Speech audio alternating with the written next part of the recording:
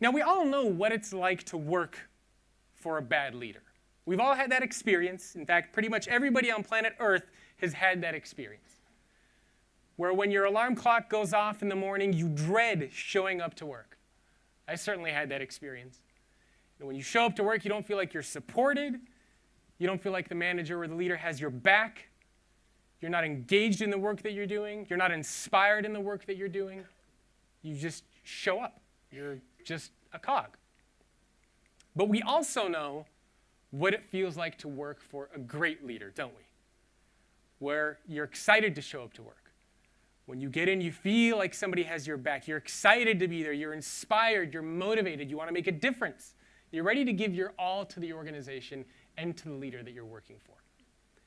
And never before have we needed this type of leader.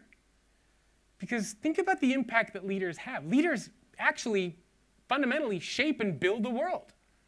They dictate the type of culture that we have in our organizations. They dictate the type of society that we have. They fight for social causes, for injustices. They invest in charities and nonprofits. They invest in communities. Leaders have a dramatic impact on the world. It's not just about what happens inside the company. They actually shape the very world that we live in. But things change quickly. I learned something absolutely insane today. 96% of the people who watch videos on this channel are not subscribed to it. Do me a favor, hit that subscribe button. It'll take you just 1 second and it helps the channel quite a bit. You'll also get access to new videos when they are released. Hit that subscribe button, and now let's get back to the content. And because things are changing quickly, I think it's important for us to ask two very important and fundamental questions. Will the leader of 2030 be that different than the leader of today? And if so, how? So, quick show of hands, how many of you think that the leader of 2030 is more or less going to be the same as the leader of today? Be honest, we're all friends here. Okay? A few people think pretty much more or less the same. How many of you think it's going to be totally different? Okay, about 50-50. And how many of you are somewhere in between? Okay, wow. So it's sort of like third. Everyone is split. So to try to answer this question, I embarked on a big research project. Now, to give you some context around why this is important, by 2030, I estimate there's going to be between 88 million and 440 million leaders on planet Earth. And obviously, one number is a little bit more conservative, one is less conservative. If you go somewhere in the middle, we're over 200 million leaders around the world. Now, if we have 200 million people on planet Earth who are responsible for others, we better make sure that these are the people that we want to be leading us. Because they will shape the world, they will shape society, communities, culture, they will shape everything. And if we have 200 plus million of them that are not good leaders, then we are going to be in trouble. But the flip side is also true. If we have 200 plus million great leaders, then there's no limit to what we will be able to accomplish, the things that we will be able to overcome. So how do we try to understand what is the leader of the future going to look like? Now, there's no data on the future. So I decided to go out and to try to get it. So I did two things. The first thing I did is I interviewed over 140 CEOs of companies around the world. It's actually a little bit closer to 150 now. And this includes the CEOs of organizations like Unilever, MasterCard, Best Buy, Oracle, KPMG, Audi, Philip Morris International, Newmont Mining, lots of organizations on planet Earth. The second thing that I then did is I teamed up with LinkedIn. Those of you all know LinkedIn, world's largest professional social network. And we surveyed almost 14,000 employees around the world. And we looked at, I believe it was 12 different countries, over a dozen different industries. And then I took all this data and I tried to combine what CEOs are telling me versus what people who work for these CEOs believe. And the general consensus is that it's true. We will see a new kind of leader. But some of the things will remain the same. In other words, being able to execute on your vision, being able to create strategic direction for the company, those things will stay. Right? Those things are timeless. They've always been important.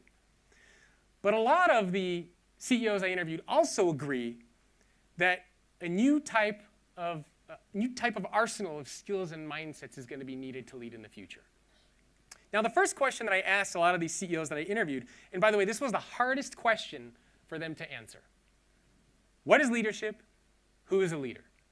And when I would ask all these CEOs on the phone or in person, they would always take a step back and go, that's a tough question.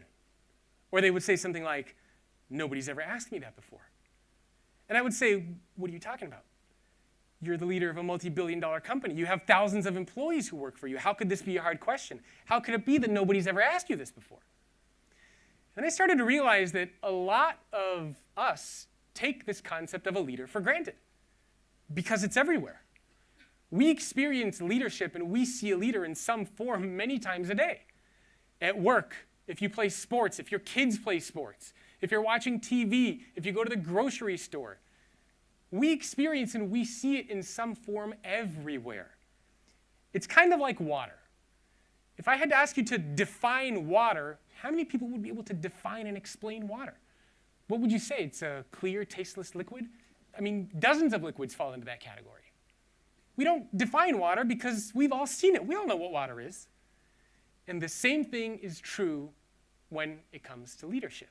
We assume that we all know who a great leader is, what leadership is, what leadership means.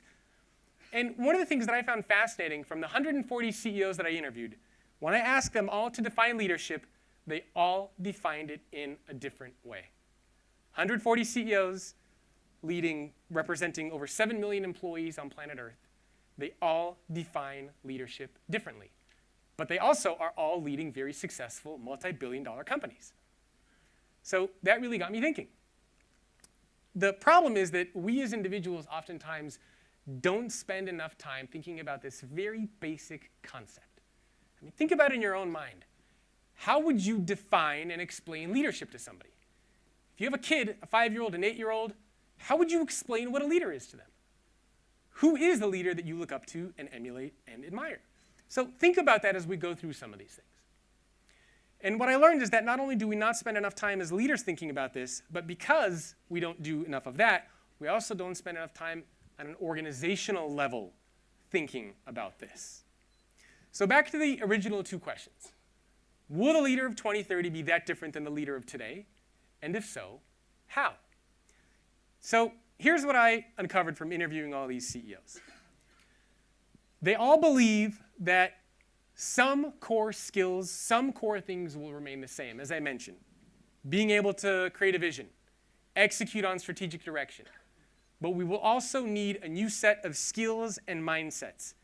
Why do we need a new set of skills and mindsets? Because we're seeing things that are disrupting our organizations. Technology, pace of change, automation, artificial intelligence, purpose and meaning and impact, transparency, authentic leadership, the very nature of talent and what it looks like, what they expect. All these things are changing. And because these things are changing, it means our companies are going to change. And if our companies are going to change, then we need a new type of leader who can take and guide these organizations forward.